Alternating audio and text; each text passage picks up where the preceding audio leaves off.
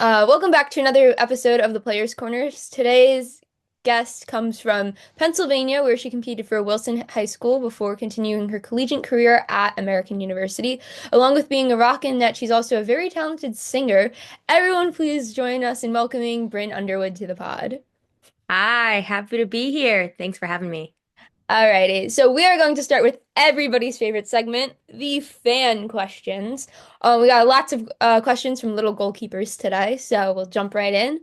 Our first question is Mia asked, "What is your favorite and least favorite skills to do as a goalie?" Ooh. Well, hi, Mia. I would say my favorite skill to do as a goalie.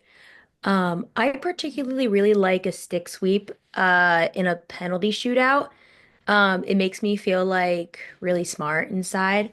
Um, that I'm like, aha, I got I got the upper hand, which I mean, um, is sort of a silly version, but like the ability to like be able to read a play and then make the correct action that kind of puts you on the upper hand and then um puts the other like penalty takers like on edge a little bit, like, oh, she could do this to me.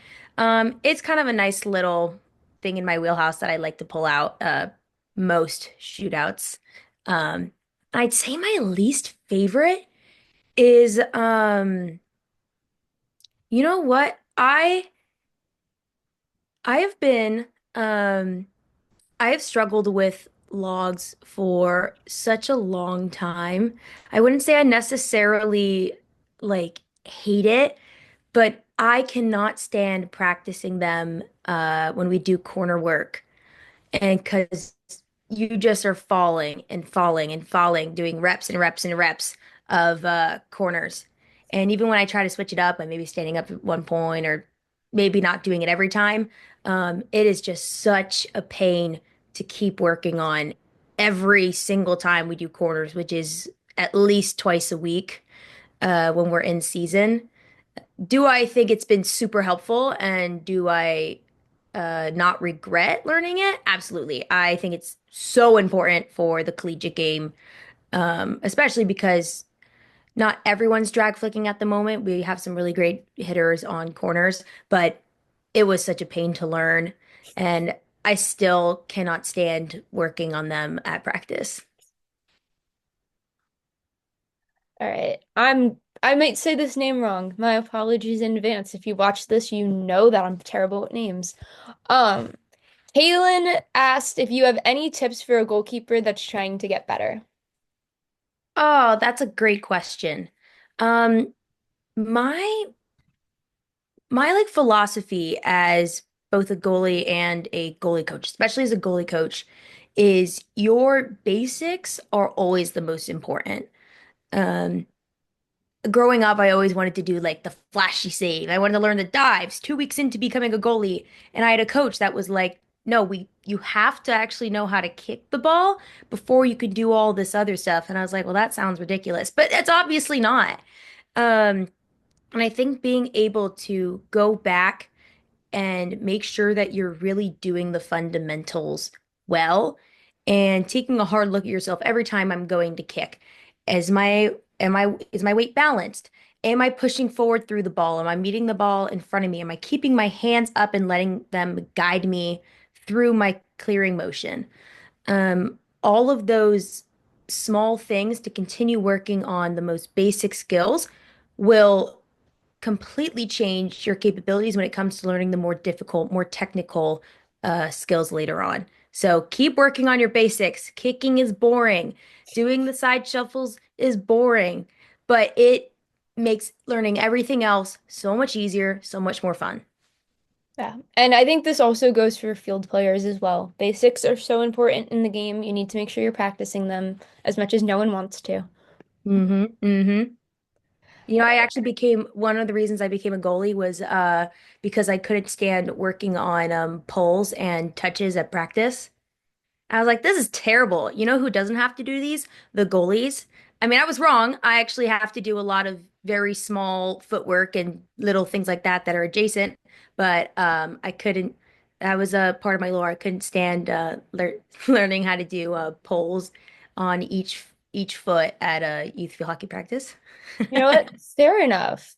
Emma asked, what is the recruiting process like as a goalkeeper? Hmm. So the recruiting process for me, as an official old person in when it comes to the recruiting process, I was recruited before the June 15th rule. So back when I was doing my recruiting as a wee high You school know, back in freshman. the old days. Back in my day before COVID. Um, my recruiting process was super different. So we didn't have any rules about when you could talk to, at what time you could talk to coaches and start your recruiting. So I started reaching out to coaches my freshman year of high school. I was going to unofficial visits. I was reaching out to coaches at camps. I was talking to them one-on-one. I was having phone calls. Um, and I officially committed to AU April 1st or 2nd of my sophomore year, which you can't do anymore. Um, and I think it's really great that they've pushed back the recruiting process because I think a lot of kids in high school. I was very fortunate to know pretty much what I wanted going to a school. And my plans actually never really changed from when I was doing the recruiting process and when I committed to AU to when I came to AU, except for maybe staying here for a fifth year. That wasn't in the plan, but um, everything else was.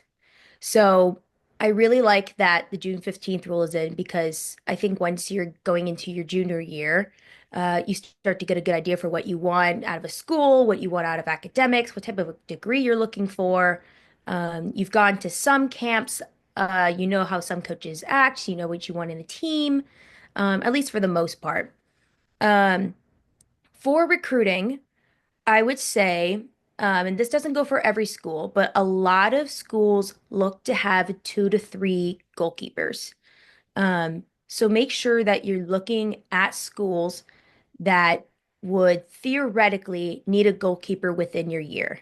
So if you're a class of 2027, you're going to want to make sure that you're looking at rosters now to see if there's goalkeepers that are graduating in 2027, which would probably be the senior, probably goalkeepers that are in their sophomore years right now Yeah, in sophomores. college. So if you're 2027, see if there's any teams that have goalkeepers that are sophomores, because they'll probably be going out at the exact time you would likely be going into that program.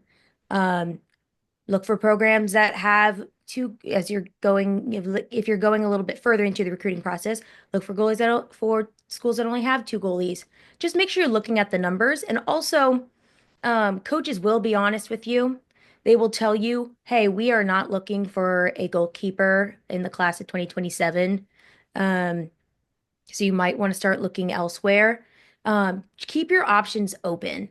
Um, I would have, I was looking at a school that I actually thought I was going to go to. AU was one of my top choices at all times, but I had been looking at Penn State for a long time and thought that was where I was going to go. And then I had a pretty honest conversation with one of their assistants at the time where he was like, I don't think we're looking for a 2020 goalkeeper anymore. And that was hard.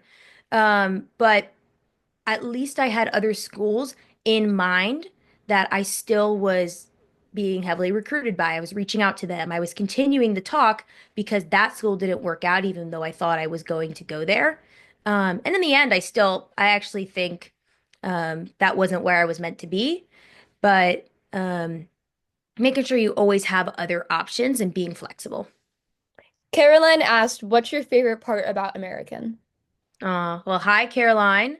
My favorite part about AU, I'm gonna do one answer about AUFH and one answer about AU itself. So about AU as a college, location is everything.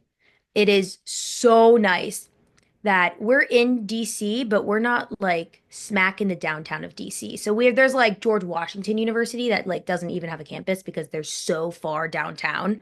Whereas like we're just on the outskirts. Like you can walk a mile and go get into Bethesda, Maryland. It's in a place I call rich suburbia, because there's just a bunch of really nice houses around us, like real neighborhoods with grass. And AU kind of fits into that mold. We have a beautiful campus. We're actually like officially an arboretum, which is like a place that has like very like holds very specific trees and plants, plant life, and it's like beautiful. When I first came to campus, I was like, this is crazy. I would have never thought this was DC. It's a beautiful campus, easily walkable, which is what I like. If you know at least like 10 people on campus, you probably see one of them like maybe every day, which I like. I like being able to connect with people randomly throughout the day. Um, and about AUFH. We've worked really hard the past couple years to build a culture where everyone is able to not just like get along and be friendly with each other, but also know when to push each other and to encourage each other and to like support each other no matter what. Um, and that's a huge thing I'm gonna miss because leaving the program now, like I miss that camaraderie within the team that I don't get to see every day anymore. The team has just started up conditioning and lifting. Um, and like as a fifth year, I'm not or as a graduating student, I'm not able to be a part of that. Um, but it's nice to know that I am going to miss it because of how good it was. All right. And then before we ask the next question, we have to add a little bit of context. All right. So you just became a dual sport athlete like Yes. in the last month. Mm-hmm. Um, Mm-hmm. so Caroline also asked, how do you balance being a dual sport athlete and maintaining your grades? Oh yeah. It's a lot. Um, Even before I was doing two sports, because even though I'm running track, I am still training occasionally with the field hockey team. I'm looking to play post collegiately, so I'm still going to practices, just not doing all the conditioning and lifting with them. But even before doing a second sport, I am I am a student leader in several clubs. I run our AU SAC, which is our Student Athlete Advocacy Committee for those who don't know. I'm also a member of the e-board for the Patriot League SAC. I'm a president of several different clubs on campus. I was doing musical theater every single spring, doing a show pretty much every other semester. Um, and it's a lot to handle. I think some of it stems from I grew up in a family where we juggled a lot of things all the time. My parents are really good at structuring my family to like know when to go to do things. Here's what we're gonna do. Here's the free time you have. Like we're gonna get to each event and we're gonna get there on time. Usually, my mom used to get pretty mad because we were like always towing the line, and she was a very early person. The rest of us were not. So thanks to my mom for actually getting us to places on time.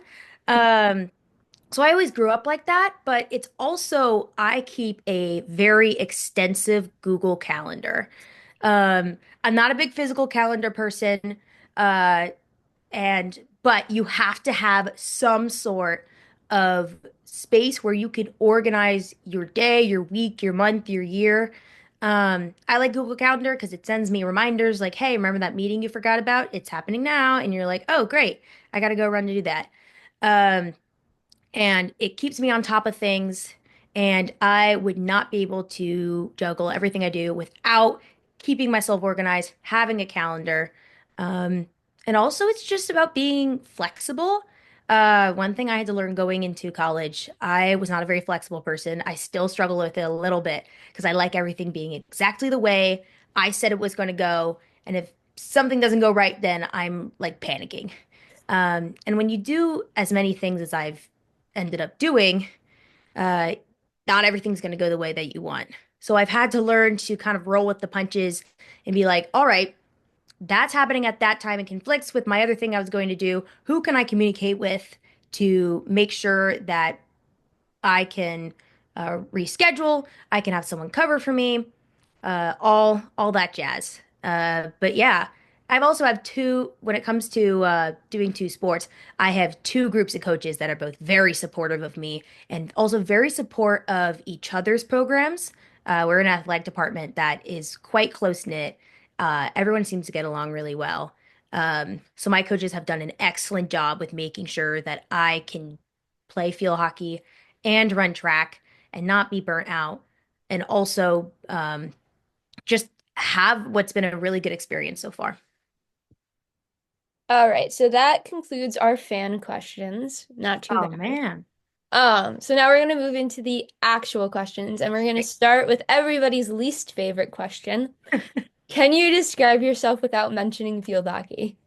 Oh, I got asked this yeah. the other day, and it That's a was great horrible. that's a great question because I'm someone like I was just joking with my roommate the other day that when I like lose my train of thought or I'm like, oh, I was coming in here for something, the first words that come out of my mouth every time are field hockey. Like I could be looking for like spices in the spice cabinet and I'm like, what was I looking for? Field hockey. Like it's actually unfortunate. Uh, But there's a lot of other things to me that are outside of hockey.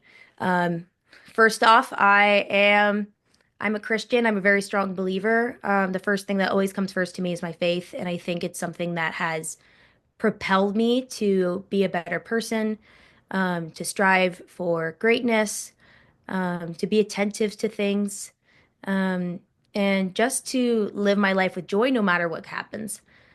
Secondly, I am a sister. I have an amazing identical twin sister, and I have an amazing older brother who have just done nothing but have been the greatest companions for so much of my life. Both my brother and my sister went to Liberty University, so I was the only one who didn't go there. Um, but even being like 3.5 hours away, which isn't actually that bad, they have done nothing but have been just amazing siblings to me. And I know sometimes relationships with siblings can be rocky, they can be a little contentious, but I have been very fortunate with Jake and Reagan, who've been just so amazing in my life, especially Reagan. No harm to Jake, but when you have like an identical twin sister that will go like beyond lengths to do everything with you. It is so nice. I always have like a built. We always say built-in best friend. It's great, and I mean, my parents have been they were Division 1 athletes. They raised three Division 1 athletes. They know what it's like to work hard, and if you're gonna go, they've always taught me if you're gonna go do something, go and do it well. Don't go and do it halfway. Um, and they've built me into a person that is able to go and do that to the best of my ability, or at least I hope so. Um, but yeah, those are the quick little ones. I'm also a musician. I'm a singer. Uh, I am a little crazy, but that's okay. That's a little bit related to the whole field hockey thing. I wouldn't be a goalkeeper if I wasn't a little bit crazy, and every goalie knows that. All right, so we're gonna jump back to the track thing real quick. Yeah, let's do it. So your fifth year finished your hockey season, and Mhm. now you're joining track. What's the story there? How did this come about? Yeah, I wasn't planning on joining track, of course. It was an idea that had always been in the back of my mind for my past 5 years here at AU. Um, my brother, sister, and I all ran track in high school. My brother went and ran cross country and track at Liberty. And Reagan and I did not get a senior year to run track because of COVID. So for a long time, I always had this like what if sort of situation that like I had goals I wanted to achieve in my senior year, and I never really got to achieve those. So like, what would have happened if I had to have that opportunity? And my parents were always like, if you always wanted to go back to track, you could do it. There's nothing stopping you, right? And I was like, yeah, sure, but I mean, I don't think it's for me. I think I'm ready to move on. I've got some other things that I can be doing with my spring semester. And that's where I was at the end of my field hockey season this past November. I was like, I'm ready. My roommates and I were coming up with like a bucket list of things we do in the spring and all this stuff. And Reagan comes to me and is like, "Hey, I'm gonna run track in the spring, and I think you should." And I was like, "Good luck. You're gonna do great. Obviously, you have fun. I'm not gonna do it, but I'll be at your meets, obviously." And then I got an email from our assistant track and field coach, Coach Prescott. Love him. I already knew him. I already knew him quite a bit because his office is right next to the field hockey office. He's super friendly, always great. He is also going through like a psychology like graduate degree, so he actually worked with the field hockey team as a part of a project for him. So I already knew him, and he's like, "Hey, um, so I know you run, and I know you ran in high school, and I found your times from high school, and I think we should actually try and do this. I think you should actually run track." And I was like, "Dang, I already said I wasn't going to do it." Um, and he's like, just do the run, this little run packet. I spent all day making you a run packet for Thanksgiving break. Try it out, see how it goes, and we can talk after break. So I start doing it. I'm like, this feels really good. I was still in my like postseason blues. So just going out and doing something felt amazing. And I was like, but this doesn't mean I want to run, right? And he's like, and I come back and I come to a meeting and he's like, hey, here are the meets we're planning on doing this winter and this spring. What do you think? And I'm looking at them and I find out we're running a meet actually next weekend, not this upcoming weekend, the next weekend at Liberty. And I was like, oh, that's convenient because Reagan's running track at Liberty and she obviously will be there.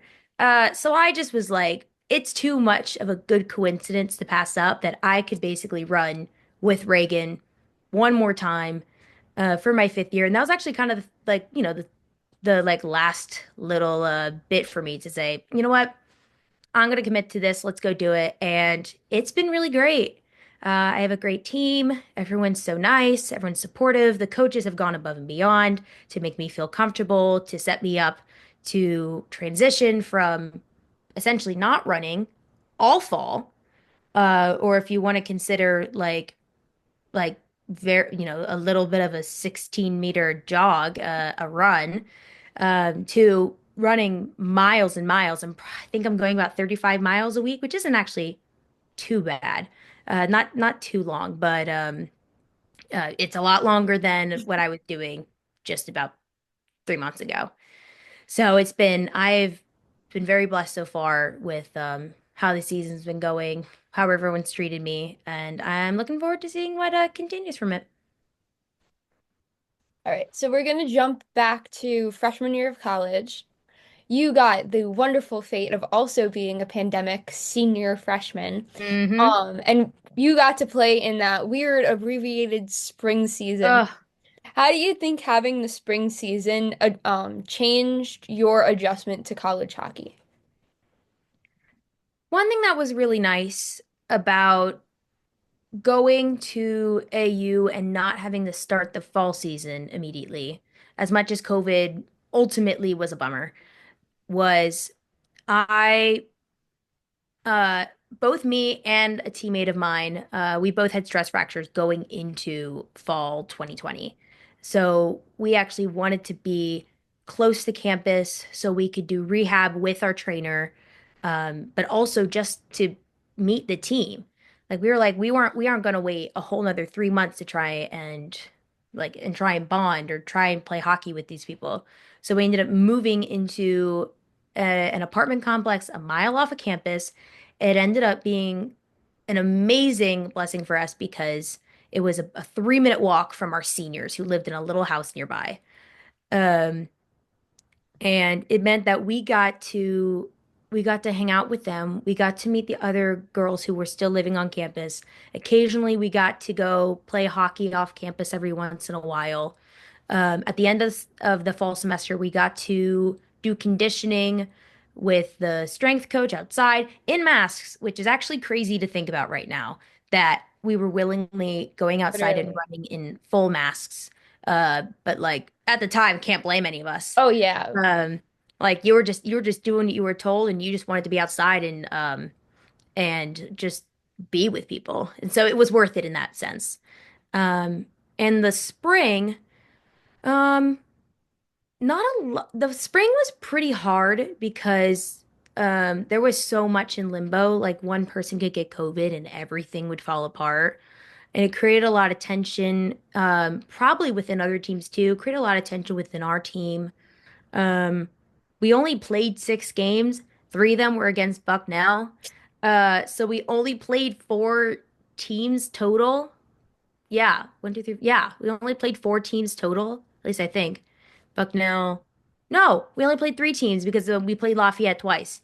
Um, so it was pretty.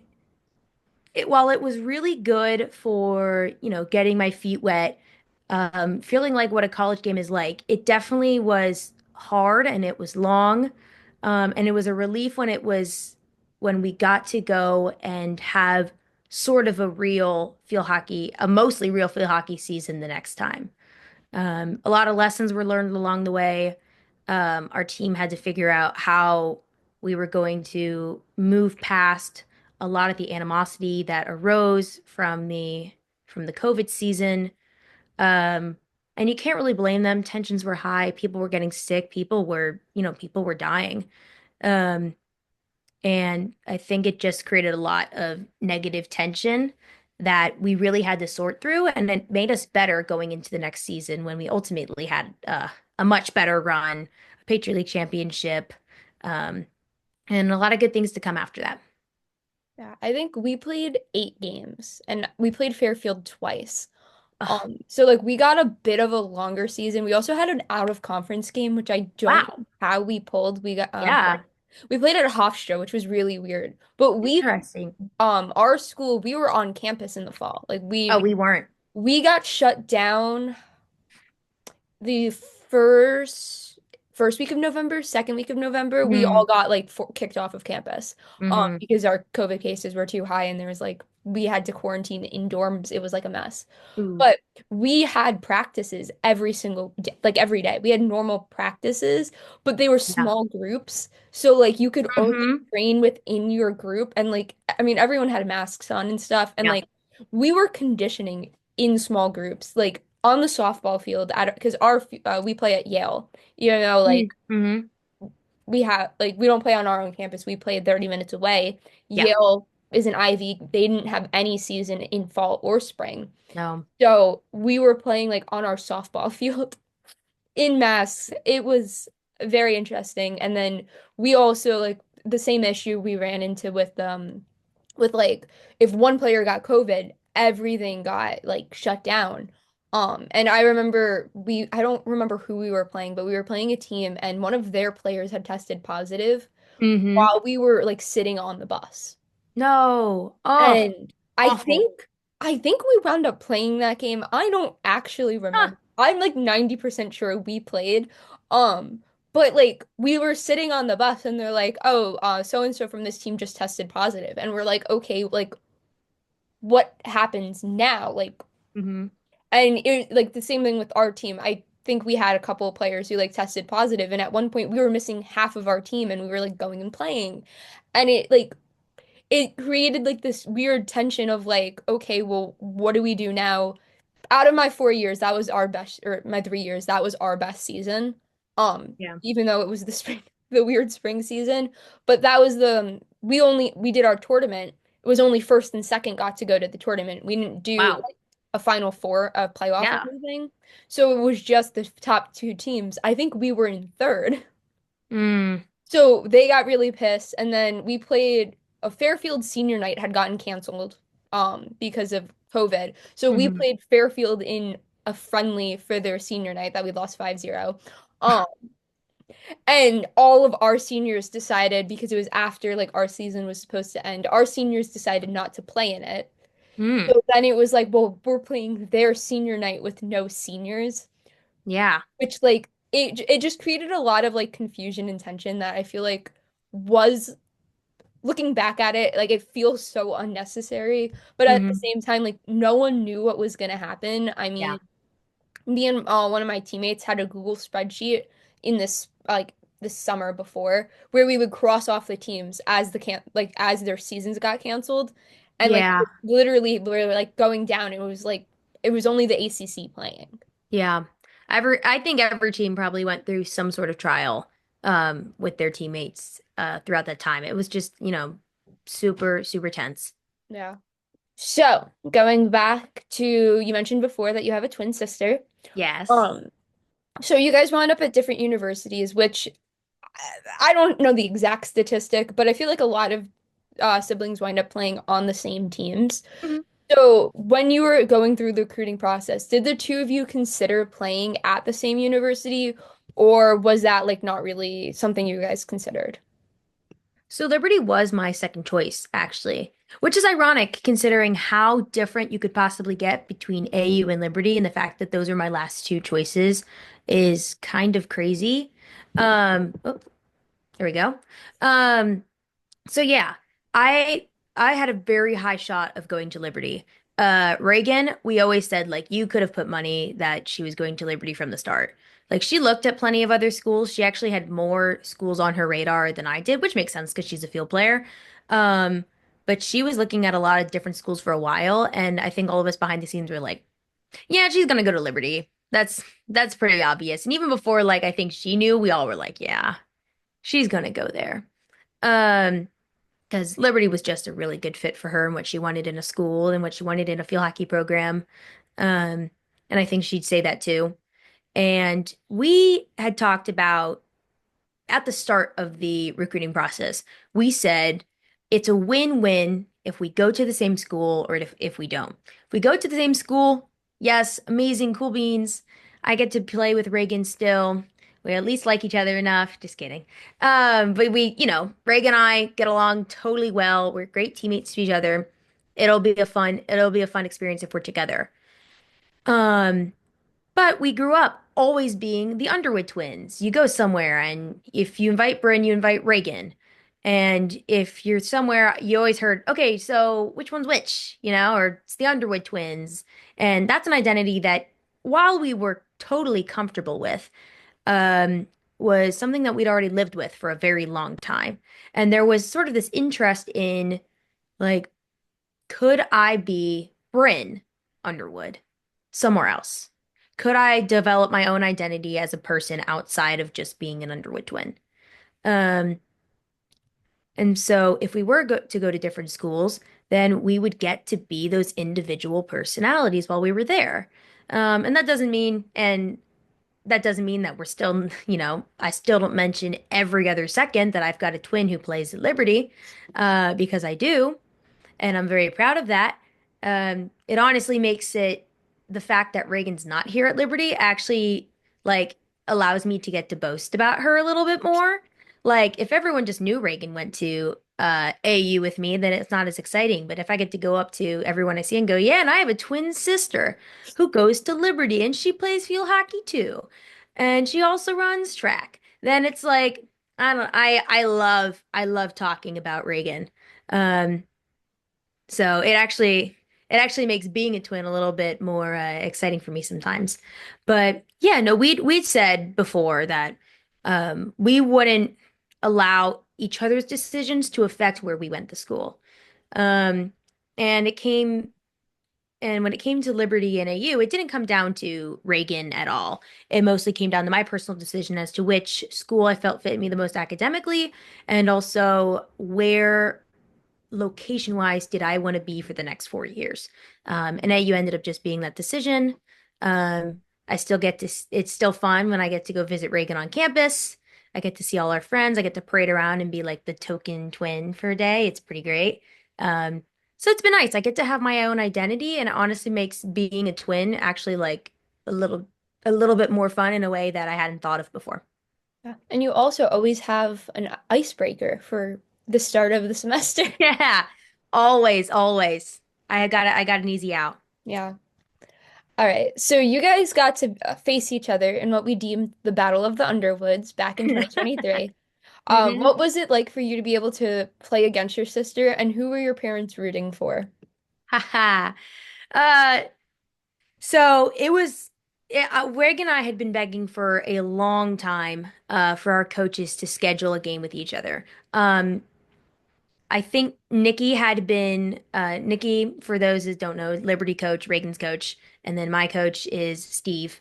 Um, I think Nikki had been vouching for a Liberty game more than Steve had been vouching for one at the moment. Um, and I think also just with the way our games were scheduled, I think the weekend that we would have played Liberty was a game that Steve wanted to keep. We were playing ODU at the time, and we would have had to sort of like get rid of ODU in order to play Liberty. And we still really liked that game, liked that matchup. But Steve was always like, if I have a player that has a sibling, they will always get to play each other at least once in their career. Uh, and usually it was their senior year that they got to do it. I always tried to beg for earlier. I was like, please, Steve, this would be a great time to play Liberty. And he'd be like, maybe. And then it wouldn't happen. And I was like, oh. But eventually, senior year, second week of the season, it got to happen. And the thing is, um, one being I was recruited by Liberty, so I already knew a lot of the players. I had also, Liberty's campus was much more open due to COVID, for various reasons. Um, so I got to visit Reagan at Liberty more than Reagan got to visit me at AU. I think she didn't actually get to like be on campus with me until my junior year of college. Whereas for Reagan, I think I'd been to Liberty like two times my freshman like two times my freshman year, and then like two or three more times my sophomore year.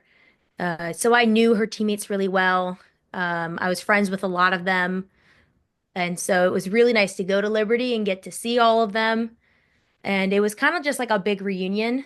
And I tried to keep things professional because I was like, Reagan's here. This is great. We can hang out after the game. But right now I gotta stay all business. I'm gonna focus. So we walk out on the field. The goalies get to go early. I'm like not even looking at them, trying to avoid. I said hi to Azul because the goalies were standing right there. And of course, I love my girl Zuzu. So I got to see Azul, got to see my girl Alyssa, and then was trying to ignore Reagan, and she was like, Bryn, and came running over and like, and that's just the joy of Reagan. It's just always like so sweet. And like she comes running over, which means other people are like, I want to see Bryn. And Reagan's like, hey, I need you to like do this thing for me. Can you? I'm like, no, you're my enemy. You have to go back there. I will talk to you after the game. And she's like, man, like, um, so it was like so silly. I mean, it's a testament to just how like Reagan's always just a good sister to me. Um, and the game was awesome. I mean, like the theatrics, I guess. The drama couldn't have been any better. My parents and my grandpa all wore shirts that said, I believe it was a field hockey stick, and one was a 80 up here. It was like Bryn 80 and then Reagan 2, because those are our numbers. Um, and then I think like one of them wore like an AU hat, the other one wore a Liberty hat. So they like the custom shirts, like it was they pulled out all the stops. I always joke that they support me more because they seem to I always think they wear the AU gear more than the Liberty gear. Um, but that might just be my bias. But they obviously support us equally. Um, and the game was great. Uh, Went to a penalty shootout. I didn't get to go against Reagan in the shootout. She was actually their fifth player to go, and by that point we had already lost by one, so they didn't need to go. But that would have been pretty crazy to be like, what would have happened in that situation? Because Reagan has beat me plenty in shootouts. I've stopped a couple shootouts from her. It would have been that would have been quite dramatic. So it was really great. It was like everything I could have wanted it to be, except for us winning. That probably would have been the best part. Yeah. I Yeah. think you two against each other in a shootout could have been like Sports Center top 10. I think Oh that would yeah. be amazing. But, Mm-hmm. Mm-hmm. all right. So we've mentioned your parents a little bit. Your mom played for UNC. Mm-hmm. So I'm assuming that she very heavily influenced your decision to play as a child. But how did like your mom having been a former field hockey player kind of influence you and Reagan's decision to play? Yeah. So my mom was not only just like a former collegiate athlete, but she also at the time was the head coach of the middle school team um, at at in my school district. So of course, you said before I went to Wilson, which is a school in West Lawn, Pennsylvania. Um, and then she eventually became the head coach of the high school team. And at the same time, she founded the youth league in our area. So it's a fall youth league 2 times a week from second grade all the way up to sixth grade. So just before you reached middle school. Um, and she started it at the exact time that my sister and I and all of our friends were going into second grade, which meant we were the youngest age group within that youth league. And that also meant our group was the first ever group to make our way all the way through the Wilson Youth League program, um, which is super cool. I really like it, and I mean, I that youth league, I mean, is the reason like any of like our friends and us were like half the players that we were. Being able to start from a young age in field hockey, I think is a privilege. Not a lot of places have really strong veteran youth programs that end up lasting as long as Wilson's does. Um, so that was like really great for us. And I mean, from that group of kids, we had, my gosh, 5 Division 1 athletes, another who's been a 3-time All-American for Division 2, like that, like going to that park on grass with our little goal cages that were just those like white tubes with netting. I don't even remember what they're called. The plumbing tubes or whatever they're called. Yeah. Yeah, I know what you mean. Yeah. That always broke. You'd carry it and it would always fall apart. And then you'd have to stand there and fix it and pick it back up and then it fell apart again. But that shaped us into like really good players. And then of course I had my mom as a high school coach. She was also the club coach for us. Reagan and I played with a bunch of our friends at Excalibur. Shout out Excalibur. Um, well, we were great. We were really great. So that was fun. My mom was also my coach for a lot of other sports, even sports that she didn't even play, but just because she's a great coach, they were like, you want to coach this one? And she's like, I guess I'm here, so I'll help. She was my assistant lacrosse coach, softball coach, youth soccer, swim. Uh, Hopefully that's it. She would tell you she was our choreographer for our talent show dances. I'm not sure that really counts, but she'll put that up there. Um, but yeah, no, our mom had a huge influence on not only just field hockey, but a bunch of like sports in our lives too. And my dad was like that too, but you know, my dad wasn't going to coach all the girl youth sports all the time. So he had more of a back seat to all that stuff. But my mom really took all the activities Reagan and I were doing and like spearheaded them and was a huge part of all of them. All right, so we're gonna move on to a little tiny section about Nexus. Um, Yeah. so the two of us finally got to meet in person. You're like one of the 5 people I've met in person. Yeah. Finally. While working at Nexus last summer. So what's your favorite coaching memory from Nexus? Yeah. And it was crazy because like oh my gosh, I think we had been talking for at least a year and a half at that Yeah, I point. would say probably a year and a half. Like I stumbled across your page back when you had like 50 followers and I was like, "What?" I was like, I would like to think I'm the biggest super fan. No one else is allowed to take that title. It's mine. Um but it was so great that we finally got to meet. Of course, it was in like a 2-hour rain delay and we were all miserable, but that was pretty good and we got to sit right next to the snack stand, which was even better. Yep. I ate a lot of fruit gummies that week. But yeah, coaching Nexus was I didn't even think I was gonna have that opportunity. I was coaching for Nexus the camps throughout the spring. Um I'd been doing that for about 3 years now. This was my first time not doing it in Pennsylvania, but actually doing it back in my area. I would drive like an hour each weekend to some random field that they like would assign for that week for our regions because I did both. I think it was region 6 and 7, the Virginia region, and then like sort of the mid-Atlantic-ish area, like your Delaware, your Maryland's, your whatever that area is. The Um, regions don't really make yes, sense. that sort of area. And they had sent out a form that was like, if you want to coach at the Nexus Championships, fill out this form. And I was like, well, they're not going to pick me. I'm a college student who's still in here, but you know what? Maybe they'll pick me as an assistant because at that time, I'd still thought that they had two coaches for every Nexus team because that's at least what it was like when I did Futures, which for everyone who's not old is was Nexus before it was Nexus. It was Futures. Um, and I'm a diehard Futures fan. I think Futures was great. Um, and so I fill out the form, and then like 2 weeks go by, and they're like, "Congrats, you're a part of a team. Here's your team." And I realized I was the only coach on the list, and I was like, "Hey." Well, first off, I didn't think I was even going to be a coach. So I was like, that's crazy. That's going to be super fun.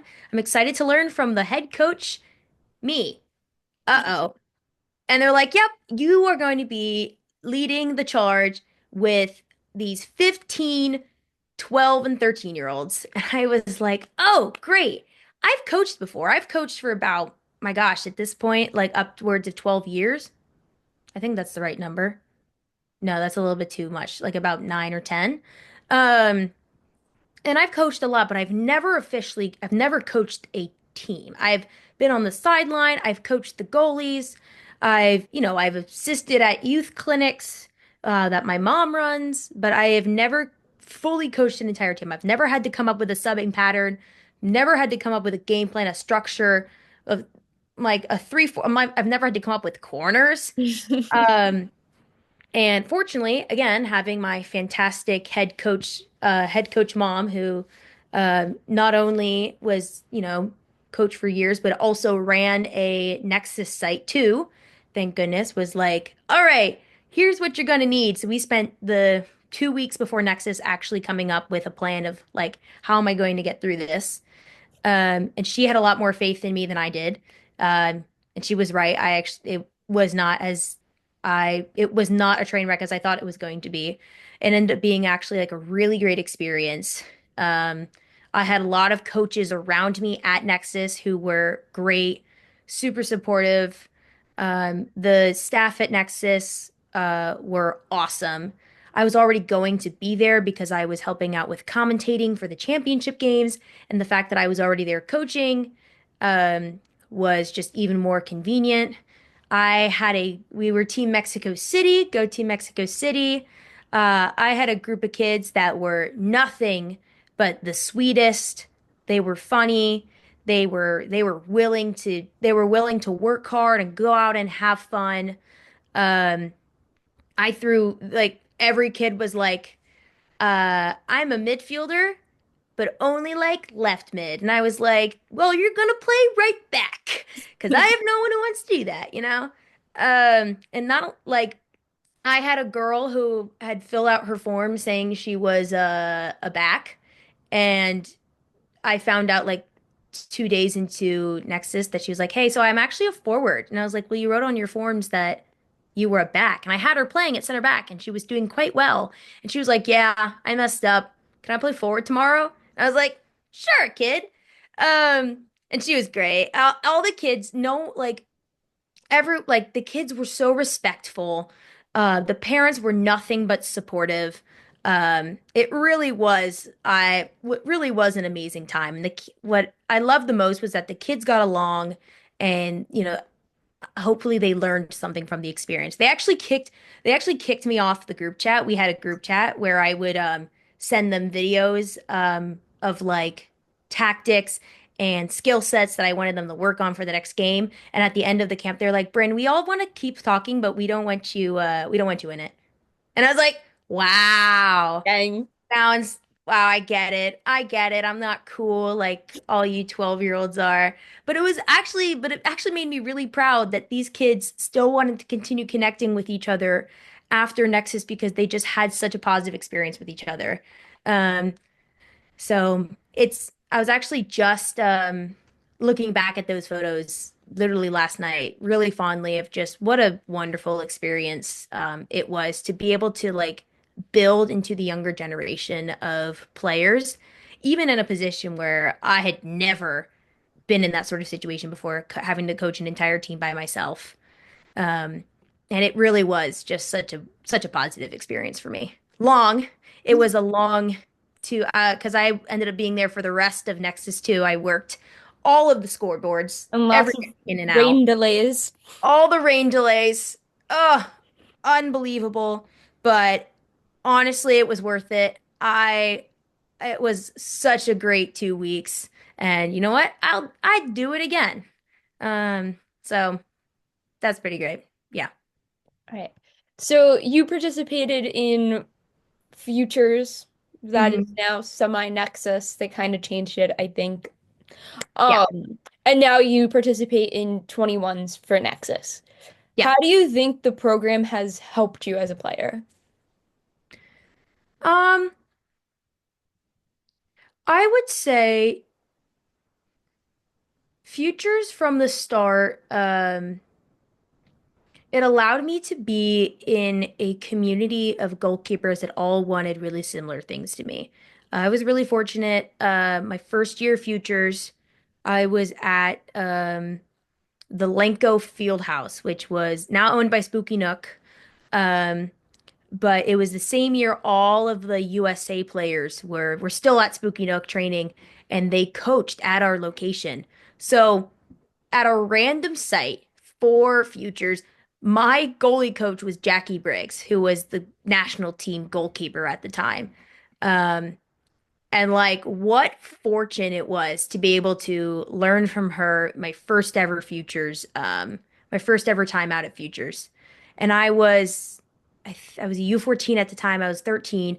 I was I was gosh about two if I was 13, I was about 3 years into goalkeeping. Um, and I'd learned a lot at that point, but I still hadn't really I was still pretty, I'd say, spoiled as a goalie. I was the only goalkeeper in my age group at Excalibur. I I kind of got away with doing things when I wanted them to. I still was needed to figure out sort of like my tact and um, my ability to stay focused and and lock in when times were important to. And that year taught me a lot, not just about the skills, but also just like the mental toughness that goes with goalkeeping, that I can't just go around and, goof off on the other end of the field when like the ball's not near me.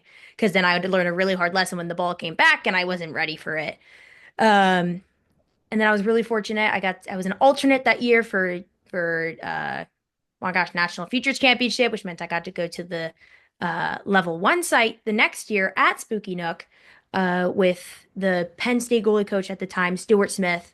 Love Stu. He was amazing. He was the biggest reason I had looked so heavily into Penn State before I ended up not going.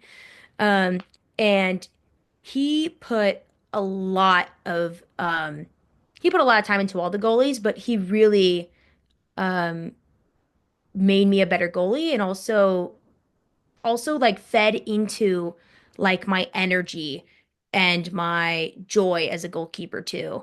Like I was always a pretty crazy kid there. I was probably the most hyper. It's probably the one like bouncing off the walls. And no one ever really, he not only didn't make me feel like I was being too crazy, but he fed into that. He allowed me to exert all this energy in drills that allowed me to sort of play into those traits about me. And I felt like Futures really made me a better goalkeeper throughout that time. We ended up going through a bit of a lull about my like sophomore and junior year. There were new selection qualifications for level one sites, and we were kind of watering down the skill level of of like the goalkeepers and players at these level one sites. So I wasn't learning nearly as much as I would have liked to, which it was it kind of ended up working out when sort of COVID happened and the NEXUS sort of transition happened, that we really needed something new away from futures and what it was before. Um, and I, as a NEXUS coach, and being a part of that process very early in the game, as I said before, my mom ran a site, has run a site for a couple of years, so I got to see firsthand experience of what it was like to build the NEXUS program from the ground up, and there were a lot of learning curves. Um, at one point, like the coaches were, as a coach, we were having like 8, 9 hour days and they forgot to fill in like a lunch break for us. So like the first group of kids would come in and for like 4 hours and immediately the next group came in. And I remember my sister and I like sitting in the corner, like shoving a Chick-fil-A chicken sandwich in our mouth as the kids are like doing their warm-up lap. And we're like, do another. We're not ready for you. Um, and then also just the format of when these weekend camps were happening. They always seemed to conflict with J-polls, or I called them JPOLs. A lot of kids call them J-polls now, with J-polls or RCCs or recruiting clinics and things like that. Um, and so NEXUS wasn't hitting the same way that I remember Futures had when I was younger. Um, and I think now we're in a place where NEXUS has become more efficient. We have a lot more. We were severely understaffed the first couple of years. Now there's a lot more coaches who are coming and giving their time and energy. The weekends we're doing those NEXUS clinics are a bit better scheduling wise for other like tournaments and things like that that are going around at the same time. Coaches, players are also allowed to jump to different sites if they miss, so they can go to a makeup site somewhere else, which has been it's been so much better. I think the ranking system for players is more cohesive and it works better for players that have to go to different sites.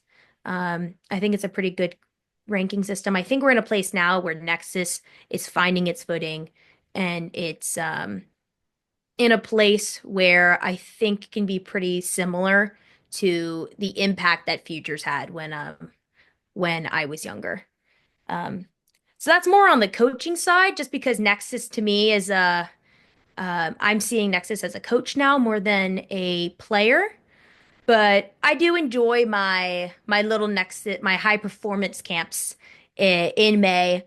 I'm a big social butterfly, so I love going to get to see my favorite goalies. Most of them from University of Maryland, and then the couple others that sprinkle in there. Love my Maryland keepers. Um, but yeah, it's Futures has come a long way. It's been a huge part of my life. I'm glad that NEXUS is still a part of my life, even though it's a little bit different for me now. But it's been great. There's definitely been times where it could have been better, but I think it's improved a lot. And then the two of us have discussed your desires to become a commentator in the future. What makes that the path that you want to take? Oh my gosh. So, um, people who know me, especially people who know me in college, know that my entire fall, if like I am living, eating, and breathing hockey, if there is a game on live stream, I have it on my phone. If there are three games going on at the same time, I have my computer on split screen and I have my phone smack in the middle of my computer. All the games are on. My I use up pretty much all my data every month watching hockey. Um, and because of consuming so much hockey, um, especially within the NCAA, but I also keep up with the FIH Pro League. I try to watch the World Cup. when the Watch Hockey app was still working. Rest in peace, Watch Hockey app. It's so Hopefully it's sad. coming back for Nations Cup. Oh, it better. It needs to. It needs to. The Watch Hockey app is my entire life and can't go away. Um, but especially within the NCAA, I've consumed a lot of hockey games and I've consumed a lot of like broadcasting coverage of it. And I've gone through the exact same old conversations of these commentators who come in and don't like are great commentators, great play-by-play commentators, but don't know nearly enough about the sport, which I can't necessarily blame them. Field hockey is very niche in the US, but coming in with not even knowing most of the basic knowledge and then trying to provide entertainment to viewers who a lot of them already know the sport. And I can't tell you the amount of times I've gone on a game and where there's a penalty corner and the shot is too high and it hits the net and the commentator's like, "Goal! That's a goal." And you're like, "No, it's not." And I've heard so many ice hockey terms. I've heard slap shot. I've heard face off. I've so My like personal favorite, scrum. I've heard scrum. scrum so much this year. It's like, and I remember about a year ago sitting and watching these games and going, "Oh my gosh." Like a lot of these commentators don't get it. I could sit back there and commentate better than they could. Wait, I could sit back there and commentate better than they could. 'Cause again, if there's anything I love talking about more than anything, it's field hockey. And I was like, and I'm a big theater person. I've done theater for years and years. I've done it in college. Um, I know how to present. I know how to speak to people. And I'd been trying to figure out how I could find a job that also relates to the to like my public speaking abilities and my stage presence and my ability to be up and to be in front of an audience. But I also didn't want to leave the sport of field hockey or even just collegiate athletics. I think there's a beauty about people playing at the highest level they can that probably aren't going to go pro, but will put everything they can into a collegiate sport and seeing the drive of collegiate athletes at any level, D1, D2, or D3. Um, and there's something so special about that I was like, after college, I don't really want to leave. So that really sparked the I could go and commentate and help elevate an area of the sport that's not really being built into right now. So I've started networking, I've started reaching out to other commentators. You've helped me out a lot with that networking. I've had amazing conversations with Leah Secondo and Suzanne Bush, who both run the ACC. I talked with Dan Strange, who runs a whole bunch of the commentary with the FIH. And you want to talk about someone with excellent commentary. If you can watch an FIH Pro League game and listen to Dan speak and storytell, Yeah. he is unbelievable. I And think he does what he does really well is I think he explains things on like a basic level, but then also a more advanced level. yeah. And the amount of times I've messaged him after a game and been like, "You talked about this, what do you mean?" And he's able to explain it so, like, everything so well. Like, he is my favorite commentator. I am still a little pressed that we didn't get him for the Olympics. For Um, sure. because I think he would have done amazing. Yeah, he would have been spectacular. No, that balance between being able to address two different audiences of an audience that may not know field hockey and an audience that does, he does that incredibly well. And I was able to do my first commentating gig with the NEXUS championships. I got to do the U14, U16, and U18 championships, both gold and bronze medal games, depending on when I was free, when I wasn't coaching, when I wasn't playing. Um, and that was amazing. I had Matt as my play-by-play commentator, and his performance made me appreciate how difficult play-by-play commentary is, because you just have to be on top of everything. know numbers, you have to know names, know their positions, who subbed where, it's an art form that I would love to learn at some point, but do not have the natural ability for right now. Um, and it's been great. I'd love to see where it goes. Right now, I'm sort of in a limbo right now about whether I'm going to continue. I'd love to continue playing post collegiately, but if I have the opportunity to commentate, I'd love to do that too. It's just about where life takes me next. All right, yeah. The next question was what's next for you? So I think that covers it perfectly. All right. Yeah. I can talk a little bit quickly on that. Yeah, sure. Um, So what's next? Obviously, I'm still running track. I got the Patriot League Championships coming up in a couple of weeks, and then I've got outdoor later on. I'm still a part of the U.S. Indoor Development Squad right now. We're doing some trainings and some competitions coming up soon, so that's exciting. Um, I'm looking at some other opportunities, trying to apply to some places. Adulthood's coming on fast. I would have loved to delay it a little bit longer, but I graduate in August, so I've gotta figure things out now. Um, and wherever that is next, whether it's coaching, playing, commentating, I haven't made a final decision on it yet, but I mean, I feel pretty at peace with whatever happens, and I've got a lot of really good opportunities in store for me coming up.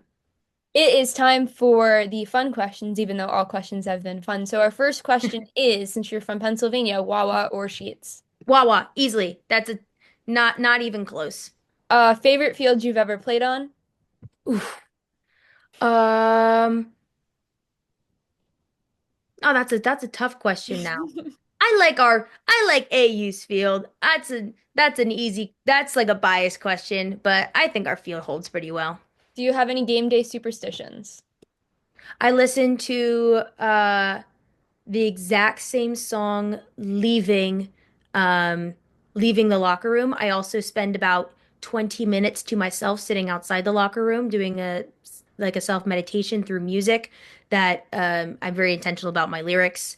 Has to be positive, has to be uplifting. If I'm necessarily stressed for a game or anxious or a little too excited, I specifically listen to worship songs. But Hope by NF is my go-to pump up song. The moment I leave the locker room, that's and going to the field, that song plays first. All right, you can play 5 instruments. Which is your favorite to play? Mm, I'd say piano. But this wasn't part of your question. The best instrument out of all of those, just objectively, the French horn. That is the best sounding instrument in the world. I love the French horn. Not good. I was not that good at it. Don't worry, my brother played the trumpet, so Yeah. can't get worse. Um, Favorite athlete from any sport? Um, hmm. I mean, gosh, can you not pick Sydney McLaughlin-Lavroni? Just such a beautiful soul, such a hard worker, such a follower of Christ. She's unbelievable. All right, and then last question, what's your pregame meal? Yes. I like Sam. This was actually like a pre-meat meal for me that my mom used to make. But I also consider it my favorite pregame meal. Salmon with lemon juice, and then a little bit of asparagus and red potatoes like drenched in butter All right, and a tall glass so of water. we are about to run out of time. Thank you very much, Bryn, for joining us. And we'll be back next week. Great. Thanks for having me.